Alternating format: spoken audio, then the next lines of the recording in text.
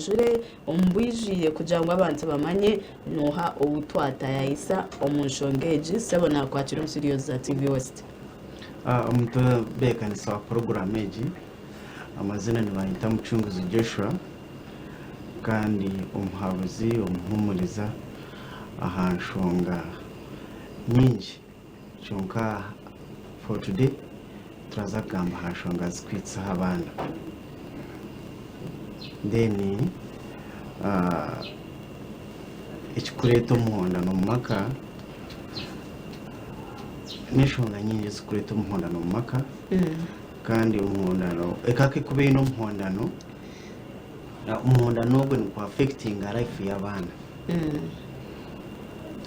umuhondano nitubanza twareba ibikorwa ebikureta umuhondano mu maka nibiha ibikorwa bikureta umuhondano mu maka hariho ikikorwa cyo kutera ekikweta physical violence nash physical assault kushanga umushinja arimu natera omukazi we nashi omukazi ari kutera omushinja obunyakare abantu bakani bakimanya ntumushinja ni wakutera today erigenda nushangana n'omukazi nawe ari kutera omushinja ekindi ekikorwa ekikureta omuhondano mu maka n'ekikorwa kitweta economic abuse nashi financial manipulation nashi financial violence aha kushanga nk'omushinja arimu naenda kwesa ebintu family property ebintu byeka kubi for his personal interest usanga maybe eka ine nk'ebyobugiga ine nk'omwani ine nk'orutookye ine nk'amaju g'abapanisa ine buri kimwe ezo shanga omushinja arikwenda ngu abyeyeterere abyegarurize for his personal interest naisho shanga omukazi nawe naenda ngu abikwese kubi naisho abyeyeterere ngu ebintu n'ebyanje n'abaana hata omwe muri yabo n'abaana hino kushanga n'abaana bamwe bakuzire binabazire bakuru buri omwe naenda akwate kimwe akimisusing so hata aho economic abuse naisho financial manipulation haho niho kwizira hino kushanga still ejo financial manipulation usanga nk'omukazi nakora sente hino abakazi abine business niwe nk'uko muri hano okora cyangwa ushanga sente z'omukazi arimu nakora omushinja naenda ngu as tegeke abaruho yazipuraningira kukira mukama wazo orimu nazikora so egyo yona ni financial violence economic violence hati byona nekiretoreraho ekindi ekikorwa ekitweta ngo nakyo nikireta violence omumaka nikireta omuhondano omu maka nekyo tweta nanka hine ekitweta psychological torture nashi mental torture okushanga omuntu nakora ekikorwa ekikuretera mutahi we yatuntuzibwa omu mutima katugire ngu waremesa nk'omukazi kuza owaabo maybe wakora ebikorwa eby'emico mibi omuntu kuba aine nk'akazi katugire ngu omuntu n'omusinzi niwakweguza omuntu shamunana buri izooba yaremesa omuntu okushaba kuremesa omuntu kuza kushaba aha dini yakuzire nasabiramu nayo nitugyeta ngu ni psychological it is a spiritual violence naho still nawe noba watuntuza omuntu hine ebikorwa ebikureta omuhondano mu maka biryaha bikuretwa aiza na n'omushinja naishi na n'omukazi kyonka ensi takubaasa kukora ki kubyetegereze kabireho then hine ekikorwa ekindi ekikureta omuhondano mu maka ekitweta ngu ni sexual violence ni haho kushanga aiza nk'omushinja yagunga omukazi naishi omukazi nawe yagunga omushinja naishi nk'omushinja naenda ngu ekintu ekyo kiine oburemezi most cases topic egyo tinkukira kugihanduringa daytime kyonka ekintu kya sexual violence n'ikintu kino buremezo buhangwa hino kushangwa nk'umukazi arwire umushija naye nangubaza mu kikorwa icyo cyo kwegita cyo mubonano nasi yakiryo mu mice nasi nibwo yaheza kuzara nasi kuburyaho ukahurira ngo umushija wawe hino muntu wari nawe nasi nakucitingaho nakora benyuma kandi akakwima ubwire ukagira dati mwino ukagira iruho ry'ikintu icyo cyo mubonana nayo ni turaha sexual violence so ibikorwa ibikureta umunano mu maka ni byinshi kandi bimwe n'ibirebwa abantu bonetse iyo naniye birebwa kandi ibindi tibikurebwa so abantu bingi hino kushanga bakubujurize tumushija wananka kanushija mungi aine mico mirungi twenane tumumanya chonko gwo kuba naturana nakunda umukazi we abo kandi bantu batureba umwe twatambara hamwe turiyo mu makanisa bare tutineshana na umuntu nwari kumumanya hati nkanyitanikiro mama namanya ko musigazi ko umwana we wine mico mirungi chonko kumanya munonga n'umukazi wanjye tinyine mico mibi amukazi wanjye ni mukunda because ubwire bw'ushweriremo tubwire buriya ngikika cyasima ngushere na shitata niwe yasimira ywe ninyo wakunzire nashwera so nikimanyisa nguhine eiza emico mibi naishe mico mirungi iyo mukazi wanjye arakubasa kuba namanyaho because nitukira kugira ubwire bwinshi turi hamwe kukiza ensi iri kumanyaho naishe mama kinzara yari kumanyaho nawe n'abazire be so abantu kuba batura umukemwe bakorara hamwe bakora buri kimwe hamwe hine emicwe eiza emico mibi naishe mico mirungi naishe akaze abantu kuba batakumanya harimo hamuntu uryo mushure na mutahiwe chunkore uba kuturana umuntu hamwe eiza birye biruje naishe birye ari kubimanya hari mutahi ukashanga eiza karya kazi naishe yabirye mico mibi yato chari ngoriya mutahi in one way or the other ati nanyenda tutanchiraho abuka hati twareba forms za violence causes ya domestic violence twareba gambari physical spiritual sexual emotional ebibyona kandi ndati n'ibintu bukwata abaziri tw'abantu ba abintu buticerezana ateco cija cha affecting kitabana so eshonge zona nizije za affecting abantu katugire ngo katutandikira hariyeje ya financial na economic abuse umwe mu family members yari nakwesa kubibintu byeka naishi akaremesa mutahiwe kubigiraho se umwe yabikoresa kubi naishi akabyegara for his personal benefit ekayabiruma abana hino kushanga abana bari mu kushoma hate icyo ni kija cya affecting abana umwana yari makushoma abwo kuba ubwabe bw'abana butgamane bwinji kandi ubwabe bwaba abused in one way or the other hati icyo niwe yaba impact niwe yaba negative consequences yaba negative effects abana nibija kuri makushoma umwana naija kurwara ezo kumutwara hirwara urazkoreki zibure umwana nabasa kuburwa na nico kujwara umwe haba family members yakwesa kubebyeka naisha karemesa mutayi wo gukora akabaho financial abuse naisha manipulation nusanga ngo na development y'umuka aho kuba ekayaba ine development buri kimwe cyone kibana kitambaraje cyonke kake kuburwa development mukatugire ngo yaburwe ntase umwana nabasa kweshanga bamutwara mu in poor school then hati eka yagira ubwo habwo umuntu umwe yayizo mukazi nayisho mushije hati eka ke kugira ubwo umwana kija kuburwa ebikozeso ebyite ngobye nubasa kushanga umwana wakubere nazo mu ishomero yaba first yari ko mwana umwici yaza mu bushwere hati ijo ari marriage niba yaretwa na no kurwe byetengo byeka naishe kurukwesa kubi ari marriage it is a child abuse kandi ni cyaretwe kikorwa ejo cy'umuhonano icyo kwesa byeka kubi then hino kushangu igikorwa cy'umuhonano icyo kutera maybe omwe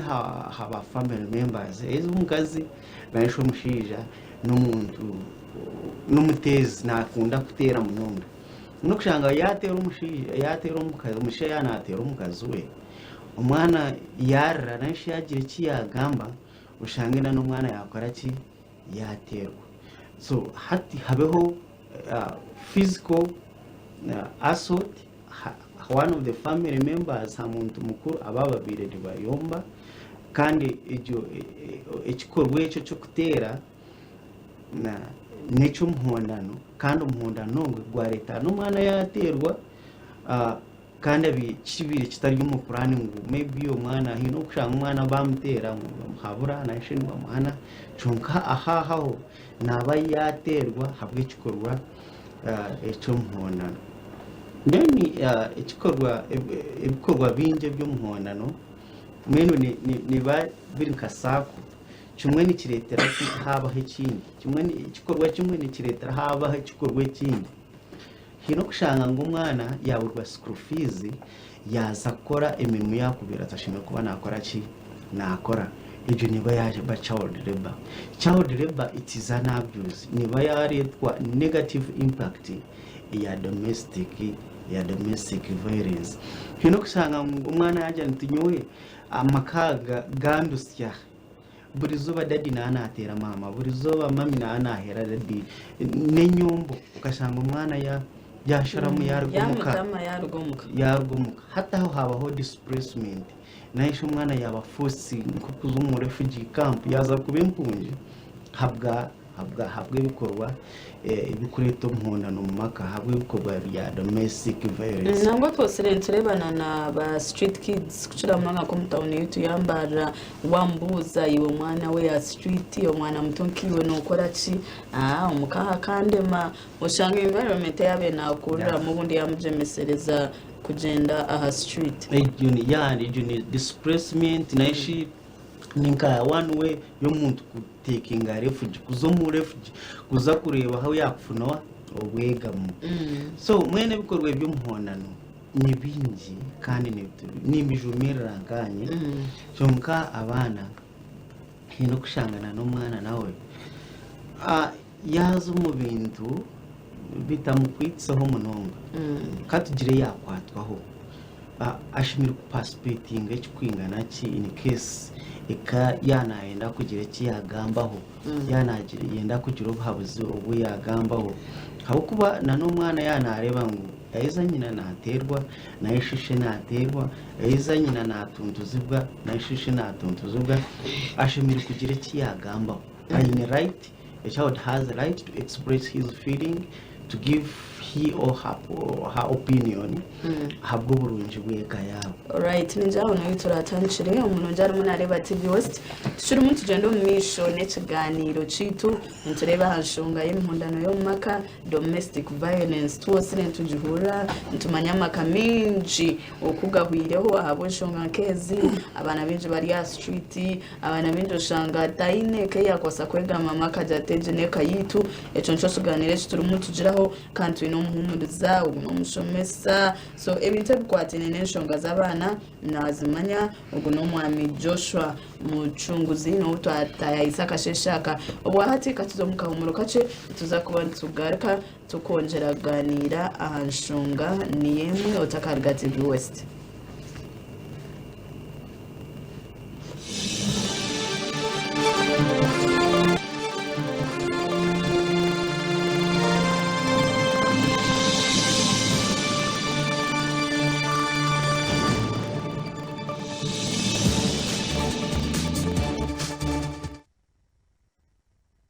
Program echiri eyasisimuka kandi nchine omujeni Joshua muchunguzi turi umuntu ureba hanshonga y'emhondano yo maka kandi no kwera umuneteganisa abana bitu yatushobora ari kutwereka forms za domestic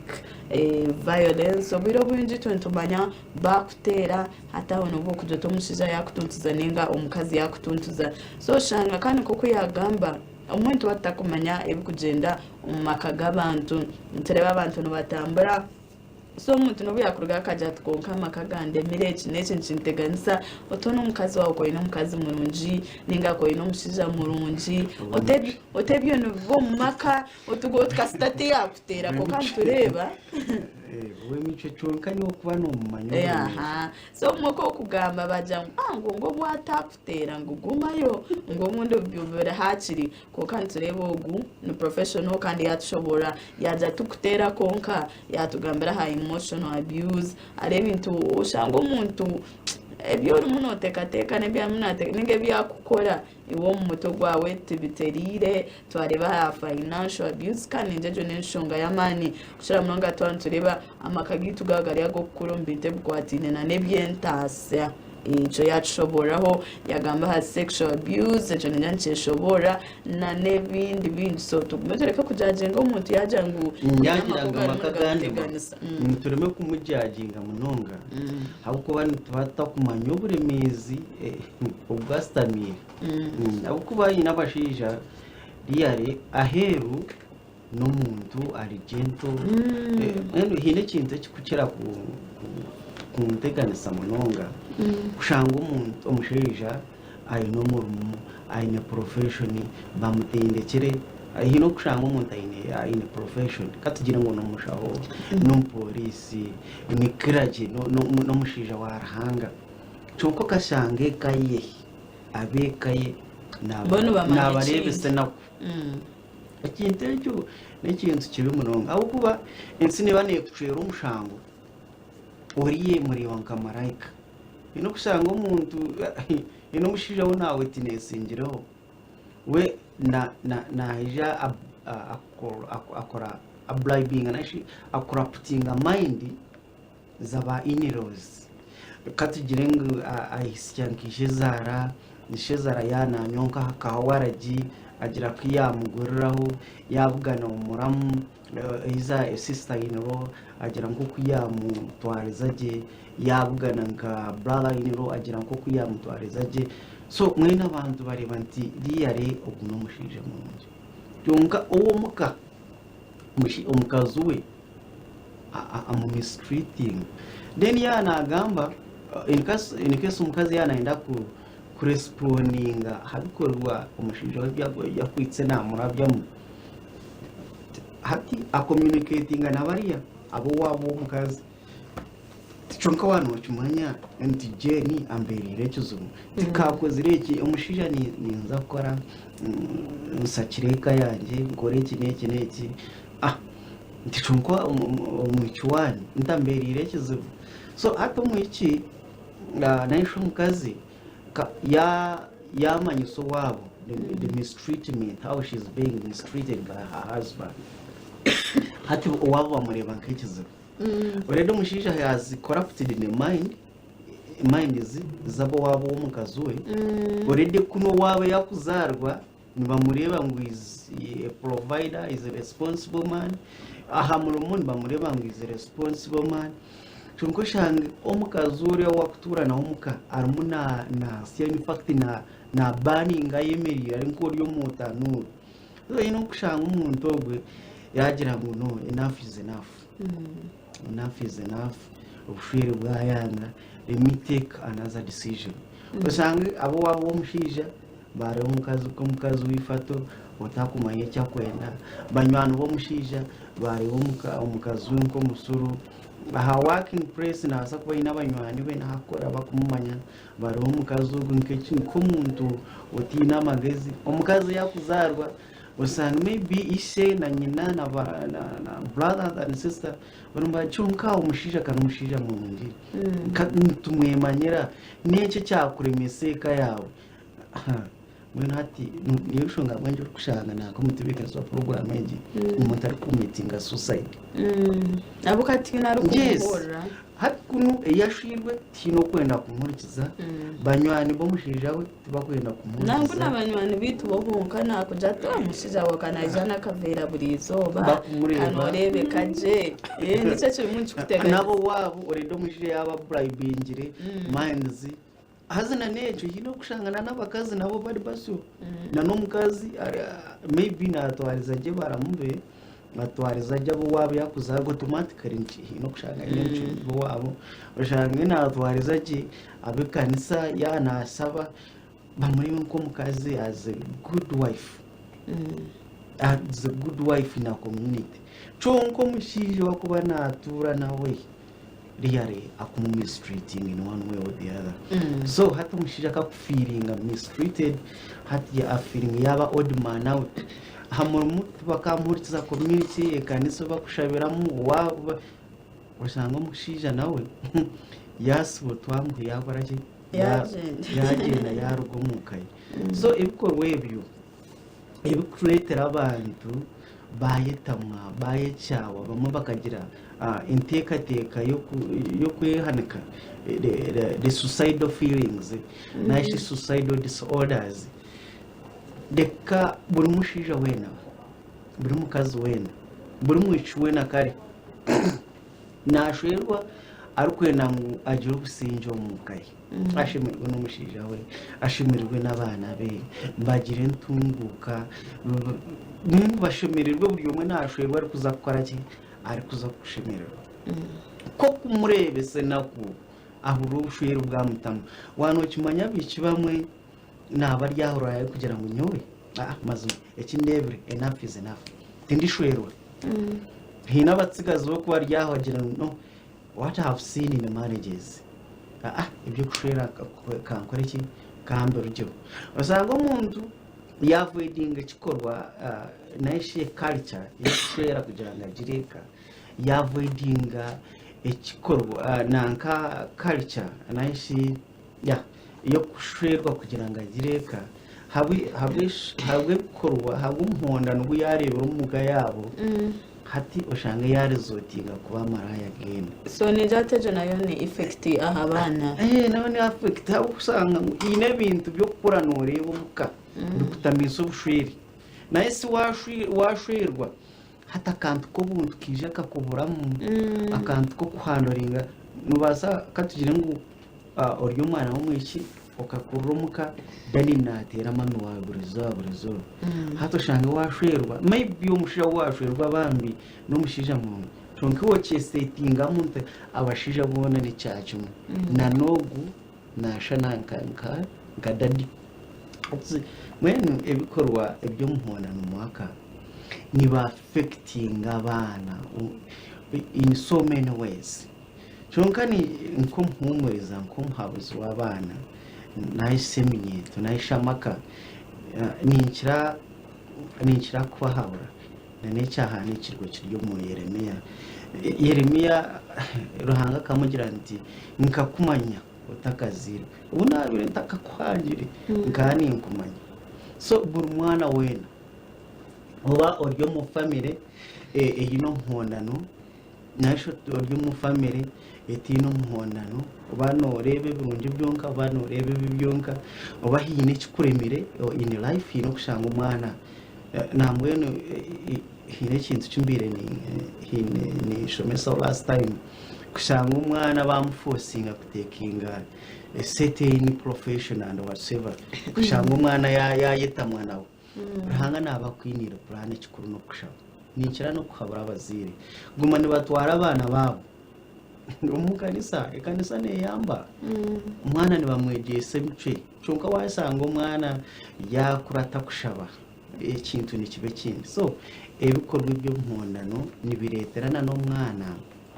yarizotinga to alcoholism yawo musinzi katugire ngo yarugumuka naenda kugira ngo afuna hantu haratungira ubusinge basanga yarandinga mu gurupu mbi hariho peer group influence group yarandingamu eyakira ushanga ni group y'abantu abakunywa ushanga umwana yaba yarizotinga ku musinzi izo omwishi naisho munsi no kusanga umwana habwa impact ya domestic violence still yarwo mukanashi yagira group kugira ngo impumurize mubereho mebye yaba yamutama usanga umwana yarizotinga kuba a drug abuse atanka kwesa ibitokoza bwonko yatanka kwesa injaga yatanka kwesa chuchura kuba yatanka kwesa hinaba kusnifinga nanga okay ya hina bine ni ndawo mu town mba ahahambara kenyuma ya park sangira abana bine nanga obucupa nabakatira hamanywa gam something oba any chemical arimu nagisnifinga kugira ngo eite his normal feelings and whatever hata mwana yaba subjected to drug abuse habwe bikorwa ibyo muhondano mu maka umuhondano mu maka gukozire bingi cyonga habanaho kibire wasi so ikinanagambaho nti wayisanga oryo mu family eyine domestic violence eyino muhondano ushimire ku behavinga ushimire kutwaza nko mwana w'ubwenge wakarima kuzaha side ya mama nashi kuzaha side ya dad mukena kugira muhiganise okwatanise na noriya muhiganise oriya bona nabazire hinabazire bo kushanga ari kwangisa umwana omuzire mutahiwe ari kwangisa mwenu katugire cyo common nk'abakazi jasho n'ikisinzi umwana wanje kuri atarabire nyuwe isho ni maraya usanga no mukazi no muzire w'umuheja arya mwana nyuko yabire kitingwa yabire maraya nyuko tumukozi nyuko no wakakungu abwenci mukwandisa abana abazire babo abo kuba ibi wo musheja wayihindura marayika okehindura Yesu okehindura rahanga okehindura hore okatanika kwangisa umwana omuzire we riyarebye n'imicumire ikikorwa icyo ninjijumira rero ushanga na n'umwana yatekinga side daddy tinkumukunda mami tinkumukunda wano kimanya nguhine abazire nakirebereho ukashanga nko muzire n'abashija barumu ukashanga nko muzire na growth ibiconce birawe aho mwana atahebwamo chonka wano kimanya nyo kwimwe aryati nati kurga gatarya mani ganje achimwa mutarachitunge mutarachitunge I have inabirebero mu families nyingi kusanga hata abana bona katugira ngo mwana abiri na ishe yamujyana ngenda kuhera school fees abandi ngenda kushashura tuition ngenda gukora iki n'iki ngenda gukora iki n'iki ngenda gukora iki n'iki hata ushanga yatanikana no kujuma umuzire mutayi we amurumiro mu bana usangena n'abana bakozesa ejo chance yo kutandika crimbinga nyina bamureba zifisi batandike kumujoga habwenci yo kujogesa umukazi wawe abana habwenci yo kujogesa baro abana kuwahindura rahanga ukehindura marayika rufu ketine password hati waza kwehindura rahanga abana wabangisishe abana bawangisanye na kasi nchaka okuwashe serizo batukubura koreki kuburayi hato sanungu omwana ya maybe rahanga yakweta wafu baba nibazika nibagira ngo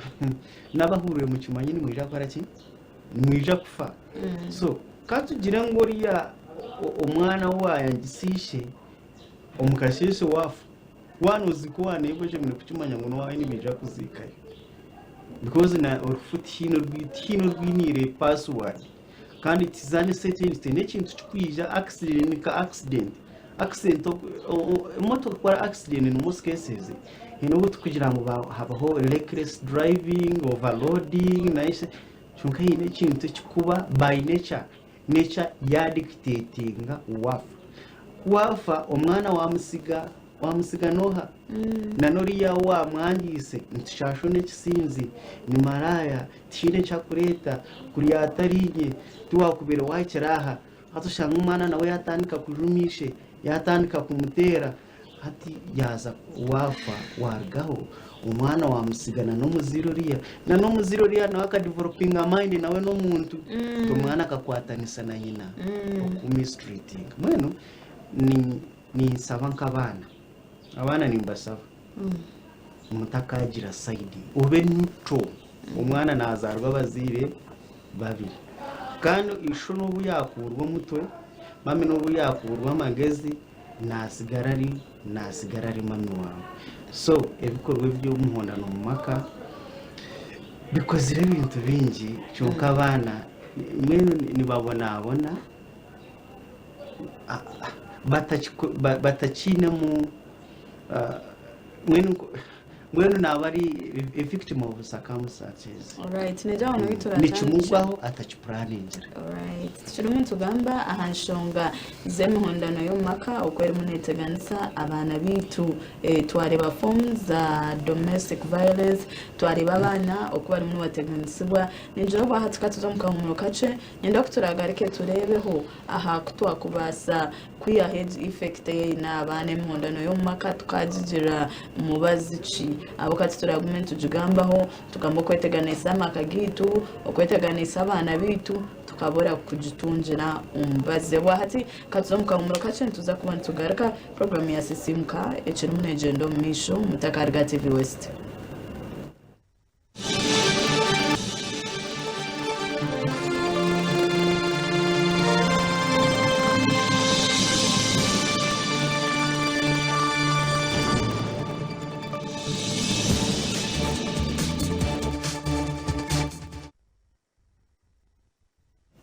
Echiriye yasisimuka wachine Jemima Yobare hamwe n'umujenyi witu umwami Joshua Muchunguzi tuchirimu tugamba aha effect ya domestic violence aha bana bitu twagireba abana nibiruko maka ushanga bagenda mu peer groups ayiba kwegera yo binji amara ukureza ushanga nabagendana no mu maka ningashi ari marriages batana kenshonga zo mbonano batakahikire emyaka so ati nanyenda kureba tukakorachi domestic violence tukajima lo tuto makagiti domestic violence kujirwansa naisi emwaha miringo naisi one among so many ways zo avoidinga domestic violence naisi umuhandwa no mumaka no kujunwa yes no kujunwa mureba nyowe aha mukasheshaka nimba ningamba nk'umuhabuzi nk'umuzaze Christian cancer no kujuma umuntu akamanya ngo igenda nani yo muntu ukunda kutera umukazi wanje ukunda kutera waryo muntu ukunda kujuma baro hine chikweta nejo vabo abuse kushanga umushija nahita umukazi we ngo enempuje nembwa ushange na n'umukazi nakikora hamushija junwa urekeraho kujuma baro urekeraho kujuma umushija wawe burkasheshi umusiza wawe yizareti yargumu ruba maraya yargumu ngeno kamwisi yo mwaga Solomon akamugambaho Solomon mu Bible mu ndagane nkuru ndomukazo kugira ngo urare nawo muka atari sinorarankaya ahiguriya kasori yakenjo mwene tutakaba bashija umwaga tutakise abakazi bito umwaga ito abashija tutakise abashija abakazi mutakise babari mu mwaga baro naisho musigazi akasagestinga kugira ngo akushwera yakutasya akana inamu mushemererwe akata kwe n'umukazi uramuhere buri zuba akata kwe n'umushije urakora iki uramuhere buri zuba akamucabusha aheru na n'umuka neni tukamanya ngo ebyomuka ebintu byomuka ebyo bugiga bugeka ati no rero mutebekanisa wa program hariho ikizuba abantu nibazo mu kanisa baterekeraho they make a covenant before the public and God nti mwenu omushija wanje ogu nija kuguma nawe omubworo omubwiga in all aspects of life mukane rizoba titutwakiryo abantu babiri twabo muntu chonka abantu bamwe ni bantu babiha harahanga babiha n'abajurizi mwamuryo muntu omwe nashi mwamwa omuntu omwe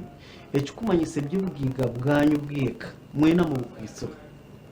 torije kushora umukazi ngabe nko mbuku omuka last time mukakireba amahuro kika traininga kusanga umukazi aine farm zenkoko binenkoko 12 ngumukazi ubwo bwamukwata yaguze enkoko 2 obushwere bufe hati kikumanyisa nababira ryo mukejo nko mukozi so mwaba mucyagitwa mucyatere kirahiro enshonga zentaza yo makati kuzigambaho nazo tushemere kukimanya ngo ne byanyu mwembi umwata akabyeyetera umushata akabyeyetera na n'umukazi atakabyeyetera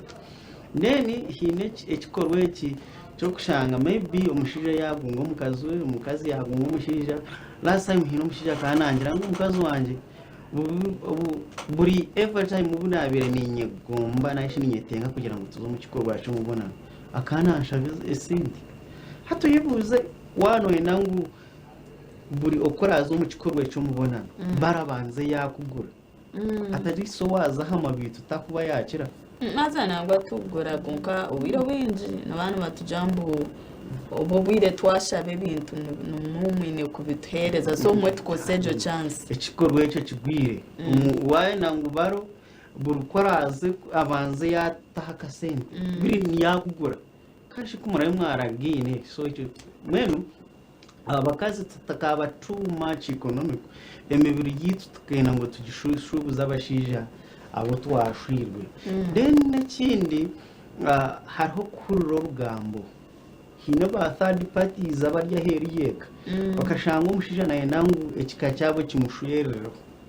maye abanyo bunabire nishera mutebekanisa wa program eji tinde buri zarimano na dadi na barumuna banje na nekika nkesi imiranyo muntu omwe ninyo kumanya ikihama ikinarebera umukazi wanje nkamusagestinga nti nkunda nkushwere umukazi wanje so why nange kikakushwerero iwe mwishuwe naishuwe mukazi we wayenda ngabo wanyu bakwegesa ukora ashwerwe iwe mushija wayenda nge kikacyanyu kwegesa ukora ashwere umukazi wawe nori nyankora cyonkati nije kwegesa ururimi nacho kibaho wayenda ngo ushwerwe n'ekika cyanyu cyona noja kuremwa kandi wayenda ngo ekika cyanyu cyona kikushwerereho nkiri noja kuremwa mushemere mwashwerwa mushemere kutaho enkora principles ekayanyi ziratambureho eka yanyi kagira culture mukastama mukanura hakabaho imprisingana communication poor communication eresire disagreements echo kumara abasextama mukatise kintu kimwe okumuratambuze ekayanya humurayeka school fees humurayeka loan ekayanyi neja kugira obusingi then hine ekintu abantu kiba kukira kwa avoidinga chonkanywe nka kansara oweminyeto oyiro cy'abana nikira kwabura imyeto otakashwerwa obugiga bwa bisho wa boyfriend yes ubwire bwatsiga otakashwerwa obugiga bwisho wa boyfriend otakashwerwa habo kuba nature society rimunereba ngo kuzire kora decision ryo muntu omwe otakashwerwa profession yo muntu reba umuntu nakunda wamukunda wasima nawe yasima mutakagira mushwere kare mwakunda na journey friendship na shini dating muri ha stage ejo mubanze mustami okumurakwecyo kumuratambuze kayanyu hene kigambo kinaninya ndakwesa cyo kachigumire muri okumuratambuze no basa kushanga umushija wasuggestinga kugira ngo akutasye aine his expectations na niwe ine your expectations usanga kundashwera umushijo gunaija kunkorera iki kundashwera umukazi gunaija usanga izo expectations mwaza kwikoma mushwere mwena zikore ki failing ushange tovu you falling apart otakagira umushwere are you ready enough have you talked with your boyfriend with your man friend with your girlfriend with your woman friend ekayanyu kumurangi tambuze neni none kindi utakana ngo mwenu hati ejo neme no shemere kuteka teko takagira ki takagira umushwere kandi wahikireyo umanye ngumutahi wawe timarayika in fact theologically we are all weak by nature twena turyabere mwene no kushanga umusisi yazo umushwere na no musisi mutahiwe twege kusasira abashije ine aho nahuririza tunonoza sumanyi ubakiri muri miki mu Ruganda yes buri kamiseka umukazi karakore wagira ngo kwiheyo buri kamiseka umushije we karakore no hino waragira ngekeji yandema chonkana heruti hanguhi tindi kubatina tinsa chonkana heruti hakozere ki hanguhi mbene tukhendera twabere kwendera yes ugamubo bwamenye rwanshonge tukhendera hashongeji buri umwe akore ibikorwa ibiramuretere yagira ubusinge umukayi ibiramuretere yagira ubusinge nabatahiwe obhabuzo bwongera hariyo mwe nitwija kubusharinga because ni bingi byo kugashomesa abana hamenyeto hamaka ekempango extended family kweshimire kuba neturana na in fact na no kubashimire kwese ibintu byabagenza abantu bamwe barwanira umuko mugenzi bo mwatware suwani nibingi cyo nkabwe rizoba amazina ni nasigani wanyita mucunguzi Joshua kandi umhabuzi na n'umuhumuriza hashongejo kandi ubwire kukira bwinja batakunsanga ndikore ibintu ibi nimanyineshongora music ya gospel kandi wanda kumanya binje birangira hariyebyo nuza YouTube na TikTok na nemi kutendije usacinga Joshua the Counselor bashomere namba no WhatsApp bashomere namba enamba yanjye 0888 08 makumyana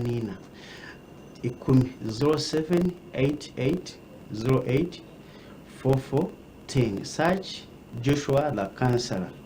then you know kufuna content na nebinje birengera hariyejo ruhanga abantu romugisha nimbenezo businge abanyabuzare banje banywani banje abo tukora hamwe mu kurwanisa imhona no makana no kureto businge bweka mwena nabara musabe mbezi b'amadini mwena humuri mwe barekana na polisi yo na heri ye bari kubaho habwo burungi bw'abana na namakana community yitu bahanga bampera umushababa right so bari mnonga kutayira umwami Joshua mucunguzi kandi yari munatugambira ahanshonga zikwatene n'imhundano yo mwaka okweri muneteganisa abana kandi no kutwakubasa kujitambira umakagitu yo wakobori TV West wafuno mugisha kugira ngo cyo kiganiro wachura kandi ntwamya hine ecyuwayega bito wakuba ya fero ko kurebeza episodes ntucira kuziteka YouTube channel yitu TV West nehinda wafuna buye bwawe no basa kuzaho urebe bitatu umuntu gamba urakasha tuntucira kufokasinga hamituro yitu amakagitu okutura umuntu urabana bitu as episodes nzabaziriho aha mukutugwitu ogwa YouTube mwana takafero mu shogu ogo kwega ebintu binji chira mnonga ebukwatine n'amakagitu na nemituro yitu omuhereza wawe woyineje mima yebare kandi program ya sisimka ekiri munegendo misho bitobwa hati katuzomuka humuro kace turumuntu garekana mze ibisisi no akushemeze oksiyashaha ishatu zenyine zakasheshe aitura bentufundukira program yiteji mutakarga TV West